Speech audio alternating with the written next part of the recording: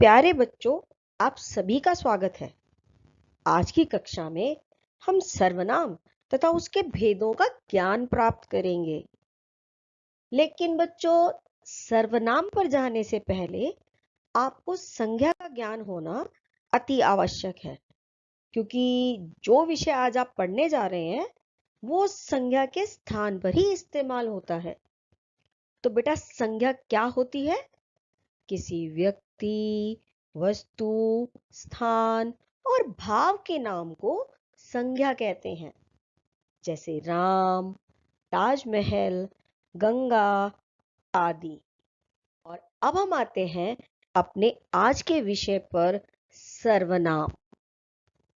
संज्ञा के स्थान पर आने वाले शब्दों को सर्वनाम कहते हैं, जैसे मैं, तुम, यह आदि। बेटा, इसको जानने के लिए आप ये सोचो, अगर मैं एक वाक्य बोल रही हूं, राम एक लड़का है, राम 7 साल का है, राम अपने माता पिता का कहना मानता है, तो ये वाक्य सुनने में अच्छा नहीं लग रहा। अब मैं राम के स्थान पर मैं सर्वनाम शब्दों का इस्तेमाल करूंगी। राम एक अच्छा लड़का है, वह 7 साल का है, वह अपने माता पिता का कहना मानता है। अब आते हैं सर्वनाम के भेद। बच्चों, सर्वनाम के 6 भेद होते हैं: पुरुषवाचक, निश्चयवाचक, अनिश्चयवाचक, संबंधवाचक, प्रश्नवाचक, निजवाचक। अब इनका हम ज्ञान लेना आरंभ करते हैं। सबसे पहले बेटा आता है पुरुषवाचक। बच्चों, इसमें बोलने वाला, सुनने वाला, जिसके बारे में बात की जा रही है, अर्थात मैं, तुम, वह। बोलने वाला कौन हुआ? मैं। सुनने वाला कौन हुआ? आप सभी। अगर हम किसी और के बारे में बात कर रहे हैं तो वह होता है अन्य पुरुष या अन्य व्यक्ति जिसके बारे में हम बात कर रहे हैं। इसका एक उदाहरण देखो, जैसे मैं भी खेलूंगा, तुम रुको, पहले वह खेलेगा। अब अन्य उदाहरण भी देखते हैं। हम खेल रहे हैं, तुम भी खेलो, ये सब भी खेलेंगे। उसने मुझे बोला था कि तुम पढ़ रहे हो। अब आता है अगला भेद, निश्चयवाचक।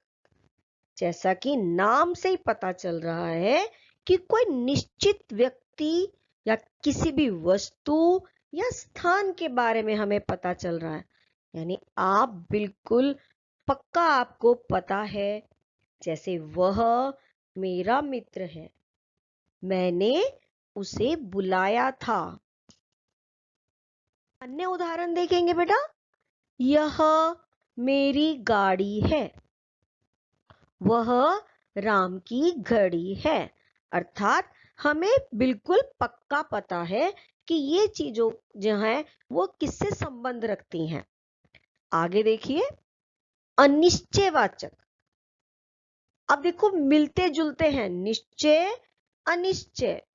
निश्चय में आपको पक्का पता था, लेकिन अनिश्चय में आपको पक्का पता नहीं है। व्यक्ति, वस्तु या स्थान आदि का निश्चित ज्ञान ना होना। जैसे वह कुछ मांग रहा है, दरवाजे पर कोई खड़ा है। अन्य उदाहरण देखते हैं बच्चों, तुम्हारे लिए किसी का फोन है। किसी का भी हो सकता है बच्चों, हमें नहीं पता। मैं कुछ खाना चाहता हूं। आप भी अपनी मम्मा से मांगते हो कुछ दे दो, लेकिन कुछ पता नहीं होता आपको।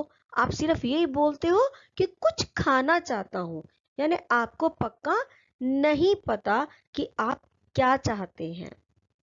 अगला सर्वनाम है संबंधवाचक। दो संज्ञाओं के स्थान पर आकर उनका संबंध बताना। जैसे जिसकी लाठी उसकी भैंस। जैसा कर्म करोगे वैसा फल मिलेगा। जो मेहनत करेगा सो फल पाएगा। इसमें जैसा, वैसा, जो, सो इस प्रकार के शब्द आते हैं। अगला है प्रश्नवाचक। इससे तो आप सभी वाकिफ हैं, आपको पता है।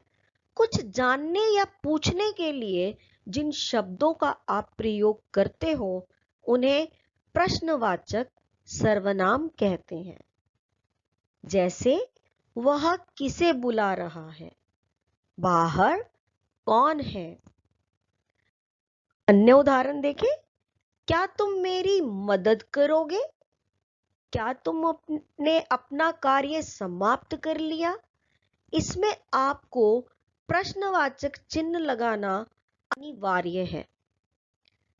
अगला सर्वनाम है निजवाचक।